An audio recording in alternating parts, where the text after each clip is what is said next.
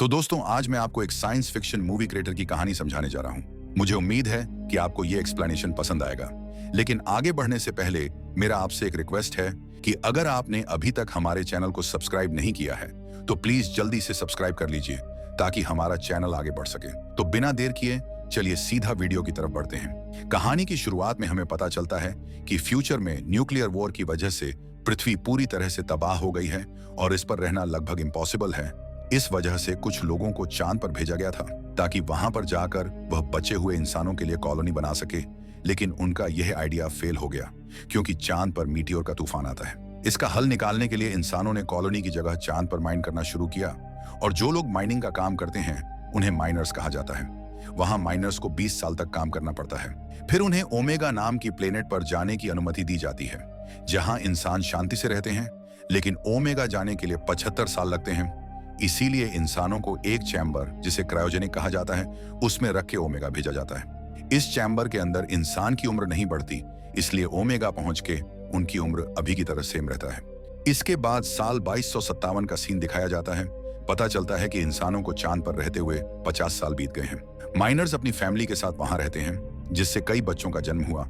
और फिर हम कुछ माइनर्स के बच्चों को देखते हैं जो माइंस के अंदर अपने डेली रूटीन फॉलो करते हुए बोर हो गए हैं और वहां से बाहर निकलने के लिए एक रॉबर, यानी जो गाड़ी चांद पर चल सकती है, उसको चुराने की कोशिश कर रहे होते हैं। लेकिन तभी वहां कुछ लोग आ जाते हैं तो वह सब छुप जाते हैं और उनके वापस जाने के बाद बाहर आते हैं और बहस करने लगते हैं कि आगे कैसे बढ़ता है। एक लड़का गाड़ी को एक्टिवेट करने की कोशिश करता है लेकिन गलती से अलार्म बज जाती है और सब जल्दी वहां से भागते हैं। इनमें से एक बच्चा जिसका नाम कैलिब है, वह अपने हाथ में एक कैप्सूल को देखता रहता है। 7 साल पहले मॉम की डेट के बाद कैलिब अपने फादर के साथ वहां रहता था। उसके फादर माइन में काम करते थे लेकिन काम करते टाइम उनकी भी मौत हो गई थी और एक सिपाही ने कैलिब के फादर के राख से बनी हुई वह कैप्सूल लाकर उसे दिया था। इसके बाद एक लेडी कैलिब से मिलने आती है और बताती है कि कैलिब अब अनाथ है, इसलिए उसे ओमेगा भेजा जाएगा जहां उसे एक नई परिवार को गोद दिया जाएगा। उसे क्रायोजेनिक के अंदर डालकर भेजा जाएगा जिससे उसकी उम्र नहीं बढ़ेगी। पर कैलिब अकेले वहां से जाना नहीं चाहता क्योंकि उसके सभी दोस्त यहाँ हैं। लेकिन उसकी शिकायत को नजरअंदाज करके उसे बताया जाता है कि कल यहाँ मीटियोर का तूफान आएगा और उसके खत्म होने के 3 दिन बाद कैलिब को यहाँ से भेज दिया जाएगा। तभी कैलिब को वह पल याद आता है जब उसके पिता माइकल उसे बेस के चारों ओर बहुत ऊंची सीढ़ियों से न डरने की सीख देते थे।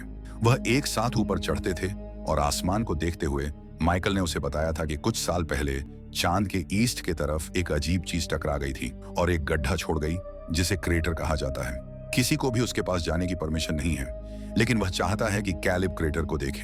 कैलिब कॉलोनी के ऊपर चढ़कर ये सब बातें याद कर रहा होता है कि तभी उसके 3 दोस्त डिलन, बनी और मार्क्स यहाँ पर आ जाते हैं और यह सुनकर परेशान हो जाते हैं कि कैलिब उन्हें जल्दी छोड़कर चला जाएगा। लेकिन डिलन कैलिब के पिता की आखिरी ख्वाहिश के बारे में जानता था जो क्रेटर के पास जाने की थी। इसलिए डिलन कहता है कि क्यों ना तुम्हारे जाने से पहले हम सब मिलकर क्रेटर को देख आए। कैलिब मान जाता है और सब अपने जरूरत का सामान इकट्ठा करते हैं, लेकिन वहां जाने के लिए उन्हें एक पासकोड की जरूरत है। डिलन कहता है कि हमें इसके लिए एडिशन से मिलना चाहिए जो अभी अभी पृथ्वी से यहाँ आई है। एडिशन के कोई दोस्त नहीं थे और हर कोई सोचता है कि वह अजीब है। उसके पिता साइंटिस्ट टीम में है, क्या पता उसे कोड पता हो। डिलन उसके पास जाता है लेकिन वह उसके साथ बात नहीं करती और चली जाती है। डिलन उसके पीछे जाता है और अपने असली इंटेंशन के बारे में सब कुछ सच बताता है तो एडिशन उनकी मदद करने के लिए मान जाती है, लेकिन बदले में उनके साथ चलने की शर्त रखती है और डिलन शर्त मान जाता है। इसके बाद कैलिब गाड़ी से एक तार निकालकर लॉकडाउन के अनाउंसमेंट से पहले उसका अलार्म बंद कर देता है क्योंकि यहाँ पर तूफान आने से पहले लॉकडाउन कर दिया जाता है जिससे सारे गेट बंद हो जाते हैं। फिर एडिशन का दिया हुआ कोड डालता है जिससे दरवाजा खुल जाता है और बच्चे गाड़ी में बैठ जाते हैं। डिलन गाड़ी चलाता है क्योंकि बस उसी को ड्राइव करना आता है और सब लोग पहली बार कॉलोनी से बाहर निकलकर बहुत खुश होते हैं। कैलिब सबको बताता है कि कैसे लोगों को माइन करने के लिए चांद पर भेजा जाता है और अगर 20 साल मीनिंग से पहले किसी माइनर की मौत हो जाती है तो बाकी टाइम का काम उस माइनर के बच्चे को करना पड़ता है। इसके लिए बच्चों की उम्र 18 साल होना चाहिए और अगर वह 18 साल का नहीं हुआ तो उसे ओमेगा प्लेनेट पर किसी फैमिली को गोद दिया जाता है जैसे कैलिब के साथ होने वाला है। आगे बढ़ते हुए उन्हें एक बड़ी सी कॉलोनी नजर आती है। कैलिब सबको बताता है कि उसके पिता ने बताया था मीनिंग से पहले इंसानों ने यहाँ पर कॉलोनी बनाया था लेकिन उनका यह प्लान फेल हो गया।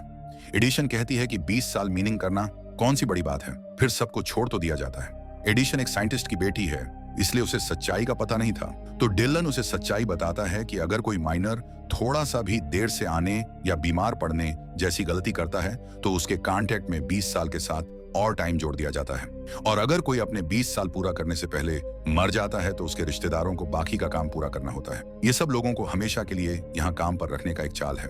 कुछ देर गाड़ी चलाने के बाद वह रोवर रोकते हैं और टहलने के लिए अपने अपने स्पेस सूट पहनते हैं। क्योंकि एडिशन एक अच्छी पोजीशन से है, इसीलिए उसका सूट बाकी सबसे अलग और सुंदर है।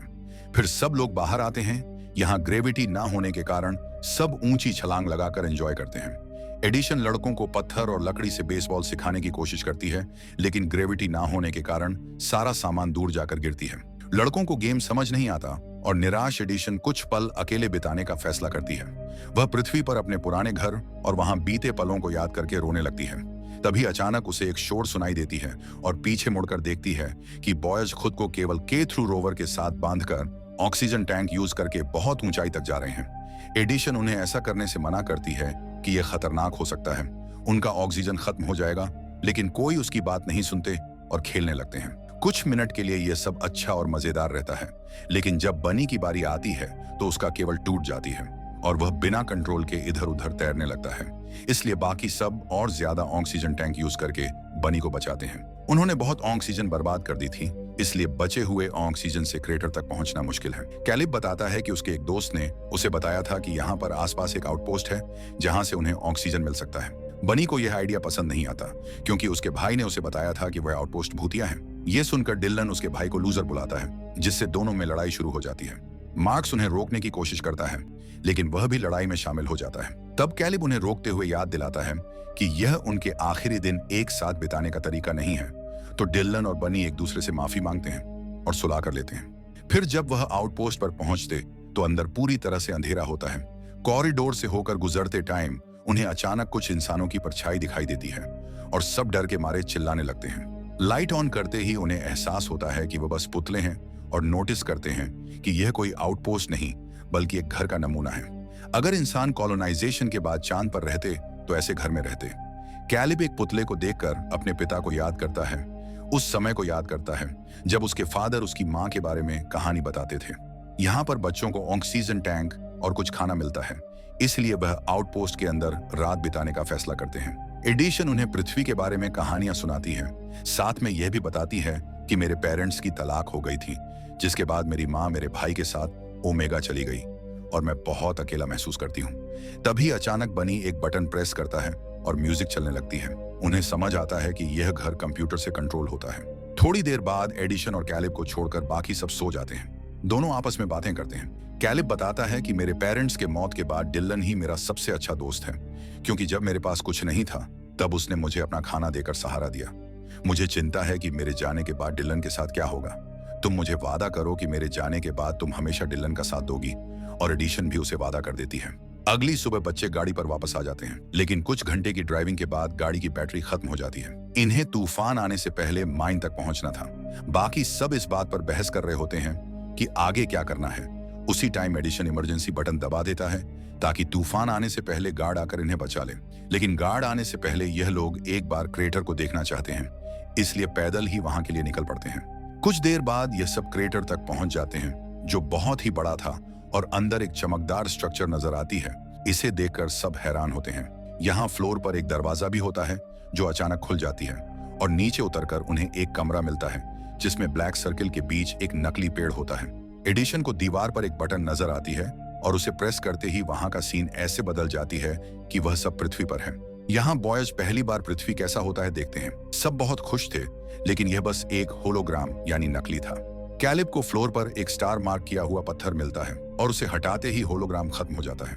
उस पत्थर के नीचे कैलिब को एक होल के अंदर अपनी माँ की राख और एक फोटो मिलता है। उसने पहली बार अपनी माँ को देखा था और फोटो देखकर वह समझ जाता है कि उसके पिता क्यों चाहते थे कि वह यहाँ आए।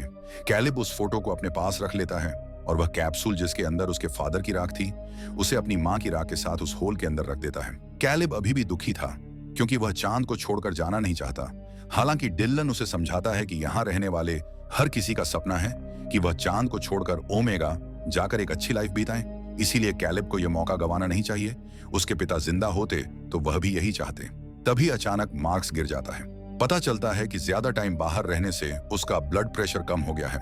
उसे पहले से ही दिल की बीमारी है, इसलिए सब उसे गाड़ी में ले जाने का फैसला करते हैं ताकि मार्क्स को उसका दवा दे सके। लेकिन बाहर आकर उन्हें पता चलता है कि मीटियोर के तूफान ऑलरेडी शुरू हो गई है।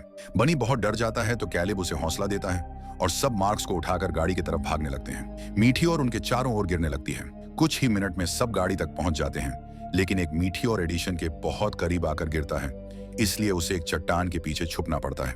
बनी गाड़ी के अंदर मार्क्स को दवा देने जाता है और कैलिब डिलन के साथ एडिशन को बचाने वापस जाता है। जब वह उसके पास पहुंचते हैं तो एक मीटियोर डिलन से टकराता है, जिससे वह नीचे गिर जाता है और उसके हेलमेट में क्रैक हो जाती है। लकीली उनके सूट में एक रिपेयर गन था, उससे वह हेलमेट रिपेयर करके बेहोश डिलन को उठाकर दोबारा भागना शुरू करते और फाइनली गाड़ी तक पहुंच जाते हैं। सभी गाड़ी के अंदर आ जाते हैं, लेकिन गाड़ी की खिड़की मीटियोर गिरने से टूट गई थी। उनके पास ज्यादा ऑक्सीजन नहीं था, इसीलिए अब इन्हें अपने सूट में बची थोड़ी सी ऑक्सीजन पर डिपेंड रहना होगा। उन्हें डाउट था कि तूफान के कारण कोई उन्हें बचाने आएगा, इसलिए बच्चे ऑक्सीजन खत्म होने के साथ अपनी मौत का इंतजार करते हुए वहीं बेहोश हो जाते हैं। मगर इन्हें खुशी थी कि सब लोग साथ मरेंगे। फिर स्टोरी कुछ टाइम बाद फॉरवर्ड होती है और हम कैलिब को देखते हैं जो ओमेगा पहुंच गया था, जिसका मतलब है कि उस हादसे को 75 साल हो गया है। जब बच्चे गाड़ी के अंदर बेहोश हो गए थे तब गार्डों ने इन्हें बचा लिया था। ओमेगा पर जागकर कैलिब उदास होता है कि उसे अपने दोस्तों को आखिरी अलविदा किए बिना यहाँ भेज दिया गया। बैग के अंदर उसे अपनी पेरेंट्स की फोटो मिलता है। फिर एक नर्स आती है और उसे एक डिजिटल प्लेयर देती है। इसमें उसके दोस्तों के रिकॉर्ड मैसेज होते हैं जो उन्होंने 75 सालों से भेजा था। मैसेज सुनकर वह खुश होता है कि उसके सारे दोस्त सही सलामत हैं और अपने अपने काम में लगे हुए हैं। मार्क्स ने एक बेसबॉल टीम बनाया। एडिशन वहां के माइनर्स के कॉन्ट्रैक्ट में सुधार लाने के लिए स्ट्राइक शुरू किया। बनी लीड एडमिनिस्ट्रेटर बन चुका है और वादे के अनुसार एडिशन ने डिलन के साथ शादी कर लिया और अब वह ग्रैंड पेरेंट्स बन चुके हैं। कैलिब अपने दोस्तों के लिए खुश था, लेकिन साथ में उसे इस बात का अफसोस भी था कि वह अपनी लाइफ अपने दोस्तों के साथ चांद पर बिता नहीं पाया। ओमेगा पर कैलिब को एक फैमिली अडॉप्ट कर लेती है तो वह यहाँ के एनवायरनमेंट में खुद को एडजस्ट करना शुरू कर देता है, नई दोस्त बनाता है। यहाँ पर कैलिब एडिशन के भाई को ढूंढने की कोशिश करता है, जो कि एडिशन के अनुसार अपनी मॉम के साथ ओमेगा आ गया था। और जब वह मिल जाता है तो कैलिब उसे एडिशन के अचीवमेंट के बारे में बताता है और साथ में यह भी बताता है कि कैसे उन्होंने चांद पर एक साथ मिलकर एंजॉय किया था। और इसी के साथ मूवी खत्म हो जाती है। Thanks for watching.